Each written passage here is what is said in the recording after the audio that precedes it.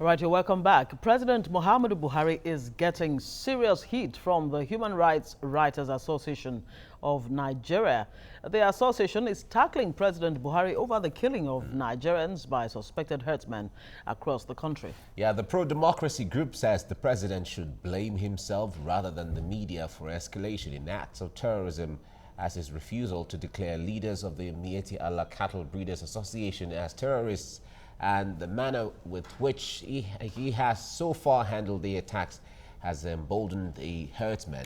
The group was reacting to a statement by the president in China in which he blamed the media for representing or misrepresenting the facts regarding the attacks. The president also attributed the attacks by herdsmen on the shrinking of the Lake Chad. Reports say herdsmen have killed more people than Boko Haram terrorists this year alone. Well, we still have Ayodele Adio very much with us in the studio here. Thanks for remaining with us and giving us most of your time this morning. Now, let's even try to quote what the president said to his Nigerian audience there in China. Among other things, that the members of the press in Nigeria do not make enough efforts to study the historical antecedents of issues that are creating national problems for us. And I'm wondering, what exactly are the historical antecedents that the president is talking about? And yeah. I mean, from the president's, point of view, I think I kind of understand where he's coming from, because sometimes, the reporting of this crisis have not been, in certain regards, it's being, what would you call it now? It's been stereotypic. Some writers who do not really understand certain peculiarities in certain communities have somewhat reported it in some sort of a way, that seems to paint one part black and the other white, because some of these clashes have actually happened for hundreds and hundreds of years, or for a very long period between host agrarian communities and cattle rearers. It's been on for a very long time. But to the part where I disagree, with the president is whether or not they report whatever they report. The buck still stops at your table to deal, with the crisis, at the end of the day. But it does look like it's continued to grow. People continue to lose their lives by the day, and you are in charge of the life and security, the welfare and security of every Nigerian. And on that count, it does seem that the government is failing the Nigerian people, because it is very concerning, let me say, that from the government agencies, what they give as reasons for all of this tend to differ at every time. When you say one time, it is the shrinking of Lake Chad that is giving rise to this. Number two, it is the arms from Libya, Gaddafi's arms that, were proliferated, that is responsible for it.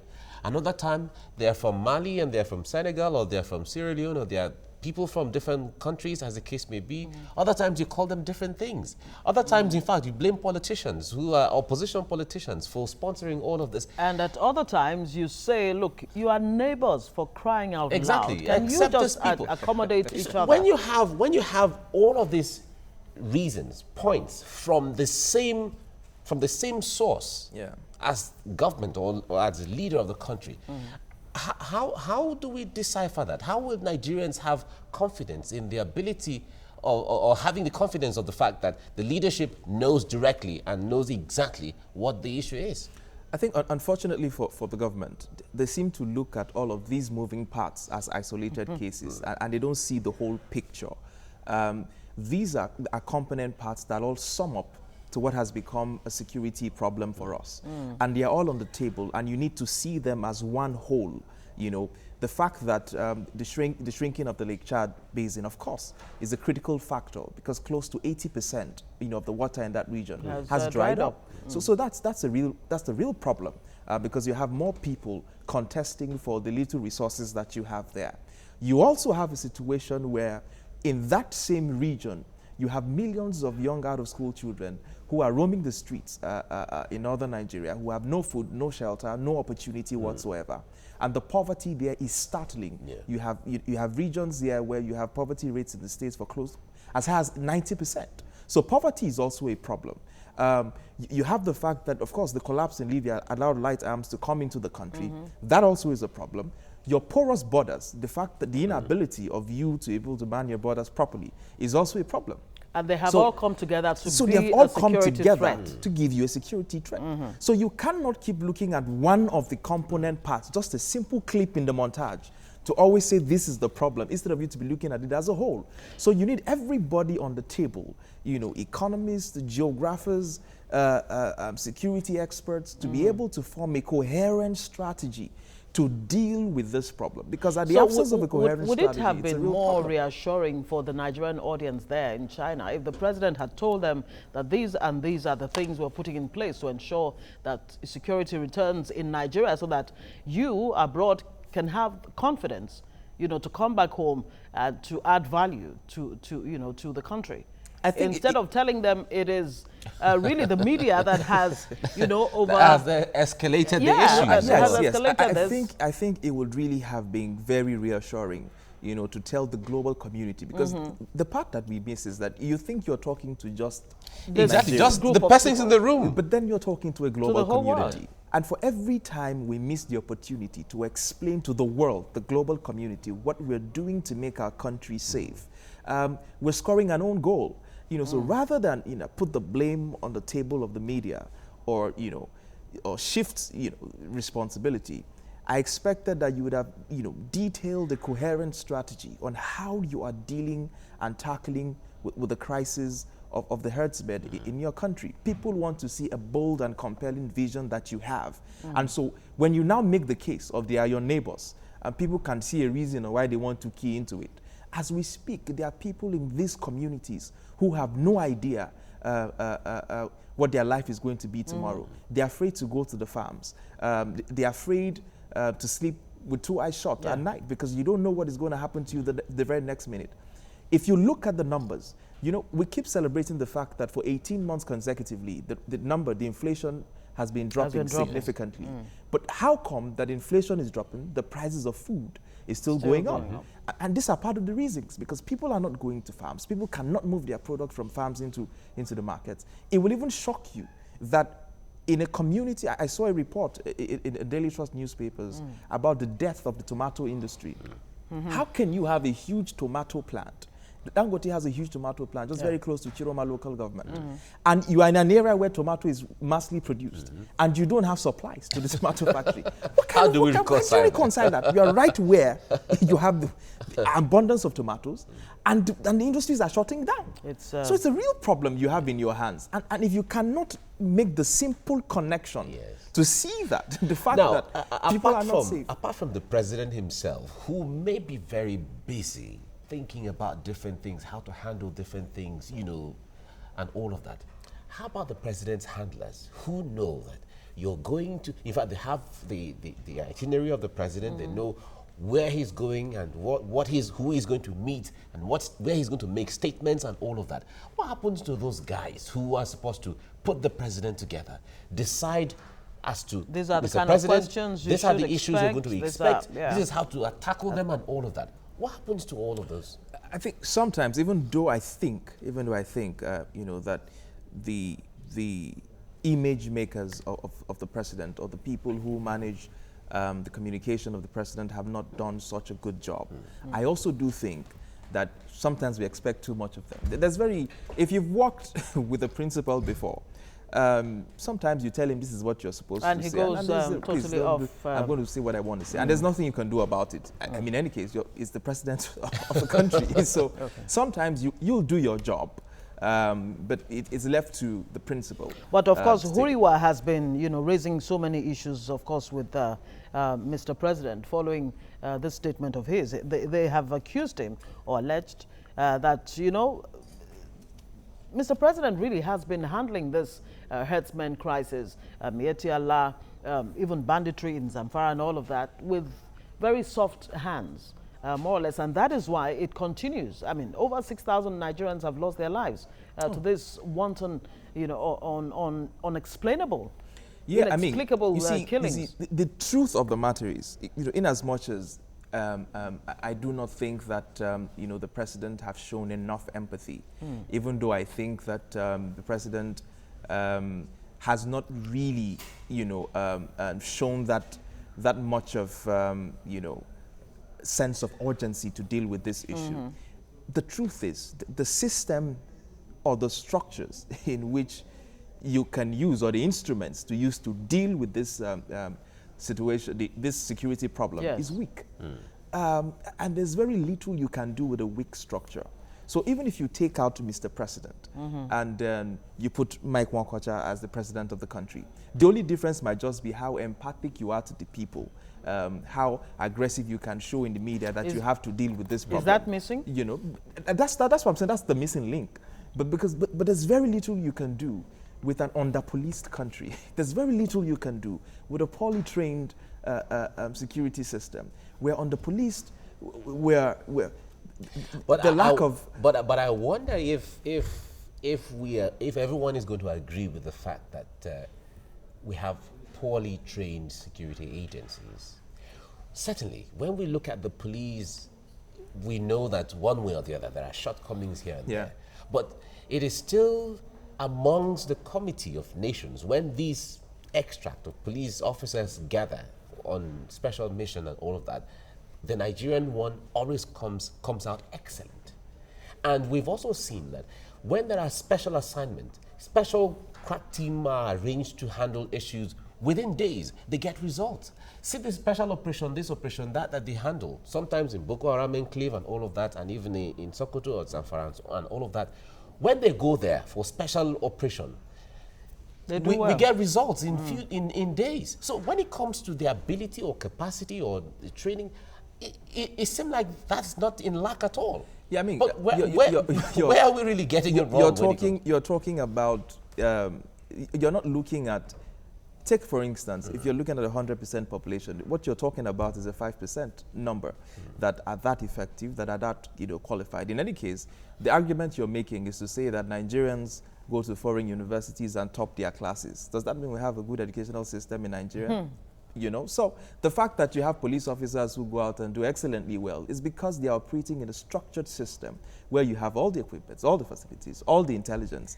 And of course, we're fast learners. We spring up and rise up to the occasion. But we do not have that back here. It's difficult. In fact, in some of these areas where you have some of these crises, the time it takes for you to capture information, and then collate this information, it's a real problem. You don't have, it's a country where you don't have data. So you see that just one component part can have a rippling effect across the country. The fact that you don't have, a good data management system of your people, which so is the different agencies, combine together. So you really give us the kind of result people. We're getting. Okay. All right, since we've been joined by Justice Uhuegbu is a lawyer. Good morning and thanks for joining us. Human rights lawyer. Good morning, Justice. Good morning. Good to see you. Okay, so we have this issue on the table now where the President Buhari, has been blaming the media for the spike in, security challenges in the country. It says the media doesn't seem to understand the historical antecedents. And I'm wondering exactly what that means. But really, I mean, this blame game, I wonder what your thoughts are about it. Well, I think, let me put it this way, that is a good development. You know why? Oh, okay. Because he's falling back on the media. The same media that they applauded in 2014 and 2015 has suddenly become the enemy of the administration in 2018. That is to tell you the peaks we are going in this country. Now, talking about that, does the media work with the executive? Or are they employed by the executive? So you are indirectly telling us that the media should not report simplicity what has happened. It is since the inception of this government, they have been looking for every way to kill the media outfit in Nigeria. First, it was the move to establish the anti-media social media law. Secondly, they came up with the buhaha of, hate speech. And thirdly now, They are now telling us that the media is not giving the right information. So who is fooling who? So you are now telling Nigerians that, and we forgot that as I speak to you today, not until that law is abrogated, we still have subsisting the what do you call it? The Freedom of Information law in existence, Act and law in existence. So I don't know where the president is coming from. The problem we have in this administration, they speak from both sides of their mouth. They talk one thing today and talk another thing tomorrow. But that's why I say that I like what is happening. And simplicity, we should also look at it this way. If we must continue in democracy, in fact, the media are not even doing anything in this country, as far as I'm concerned. That's what is called investigative journalism. Do we see it in this country today? Look at what happened in Ghana. It took a journalist to unravel the corruption in a particular sector in Ghana. Only him. So can such thing happen today? We have a situation in Nigeria where Can you truly have investigative journalism if you don't have a system that cooperates with you? I mean, you've talked about the Freedom of Information Act. It's not about the system. Okay. It is about an executive that believes in the rule of law.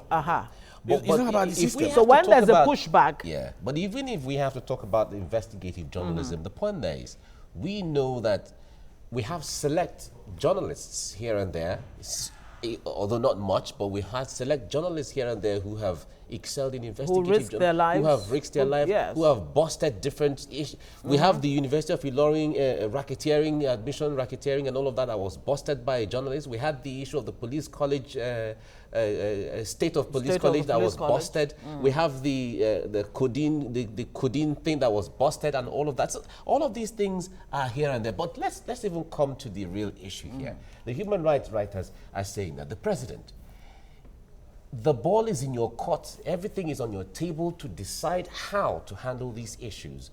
Whether you are directly involved, giving the orders for things to happen in the way they are, or you've decided to stand aloof and look the other way, that everything is your responsibility. Yeah.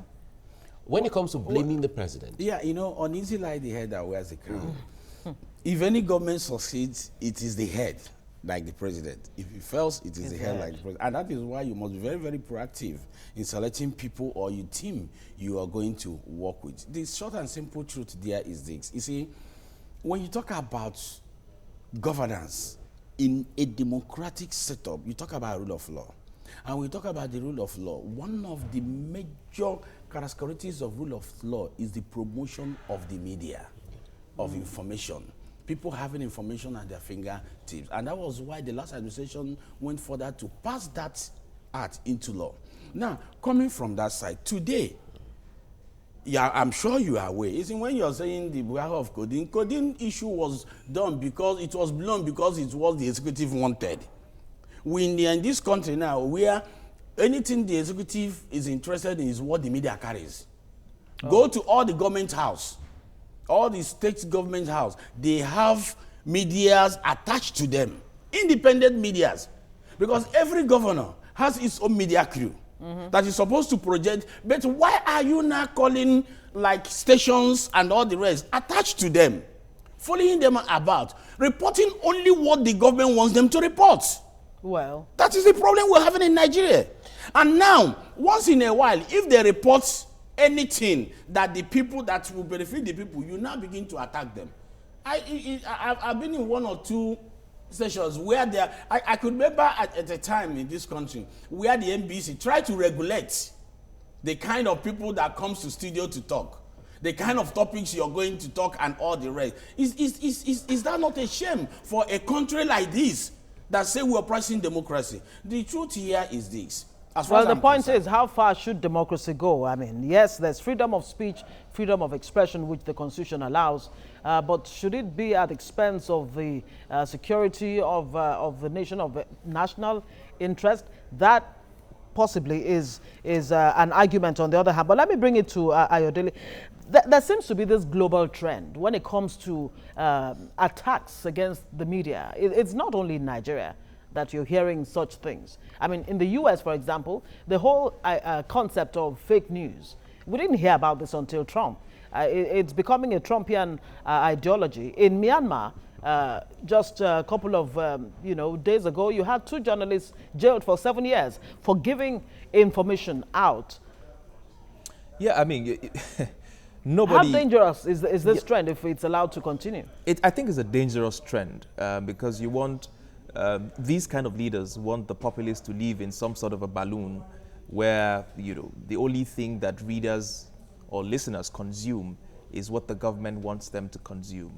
And it's a real problem. In the case of the American state that you rightfully mentioned, you see the rise of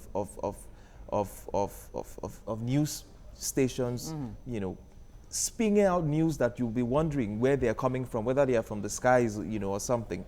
But at the very crust of the matter is, if you have a society that doubles down, on free press and the circulation of information around the country, then you are going to have an authoritarian society.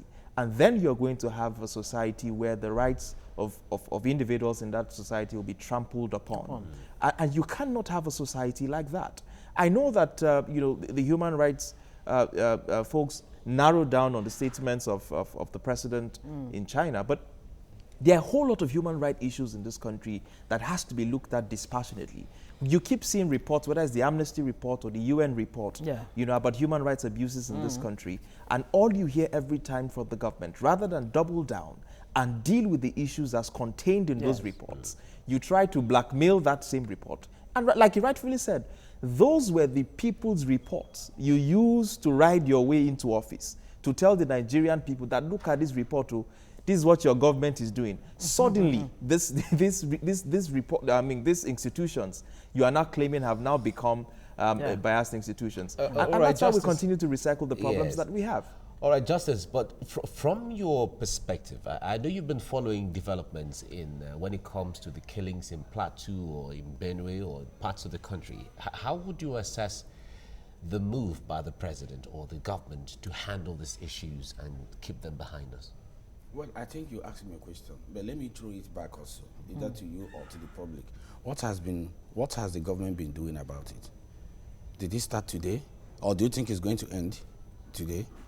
You see, we should tell ourselves the truth. It's just like when we talk about this issue of journalism and all the rest, I look at the whole thing holistically, I laugh.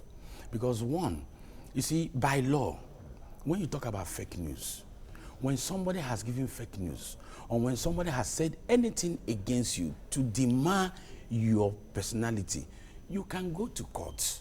That's what we call slander. You can go to court, but truth is a defense in defamation. So if you feel that somebody has defied your character, go to court. Because in every nonsense, there's always a sense. Take the sense and leave the none. So I don't know why the government is doing this. And again, what you should understand is this. The Evidence Act, as it is today, even backed up by a Supreme Court judgment, the position is this, that anything, any document that is relevant to the fact in issue is admissible, provided, if we're discussing about security now, and there are chains of reports from everywhere, you have to look at all of them holistically. You don't need to look at the one, okay, let me ask you a question. But the thing is really, this is not even about the media or journalism. The question that he has asked is, what exactly, are you impressed with what this government has handled it so far? There have been different operations, Operation Lafia, Ayodele, Operation this, Operation that. You and I know that no one is working. The deployment of 1,000 troops to Zamfara, for example. You and I know that no one is working. They are just buhars. And because of what is happening in the media industry, I believe the media are even skeptical now, reporting situations the way they are. The government only say what they want people to hear, and not what the media goes there to discover. That is where we get investigative journalism. That's what I'm trying to tell you. When you say the government will always come and tell us they have done this, they have done that. Now leave the independent people, the media, to investigate this thing and tell Nigerians whether this thing is like this or like that. A committee was set up last time by the Minister for Defense to investigate the alleged abuse of human rights in the IDPs and all. Today, nobody is hearing anything about it. It has whittled down because the government doesn't want you to hear that again. So where are we going? As far as I'm concerned, there is no move in this country to show that this present administration is doing anything to handle the situation as it is today. Okay. All right, we have to leave it here now. Justice Uhuegbu, lawyer and human rights activist, thank you very much for talking to us. Thank you. And Ayodele Adio, managing editor, Thank Blue you TV. for having Thank you me. very much, gentlemen. Thank you, for as coming in always. the program. You should play fella. Human rights is our property. Okay, fella said, now who gets human rights? So who is giving who It's human rights? animal cannot give us human rights. Wonder who the animal is. All right.